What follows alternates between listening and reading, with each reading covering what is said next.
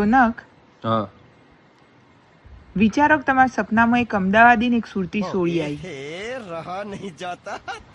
હસવાનું આવી રહ્યું. સોળીઓ અમદાવાદી ને સુરતી નું નામ લો એટલે હસવાનું. હાર બહુ બાપા, ખુશ થઈ રહ્યા તમે સોળીઓનો નામ સાંભળીને. ભૂલ થઈ જાય બાપા, હવે નહીં જોવું, સપના તમારા નહીં જોવું. સપનામાં ઉપરથી હું આવકો ને એટલે તમે એમ કેવું છો કે તારા સિવાય મારા સપનામાં એ આવતી જ નહીં.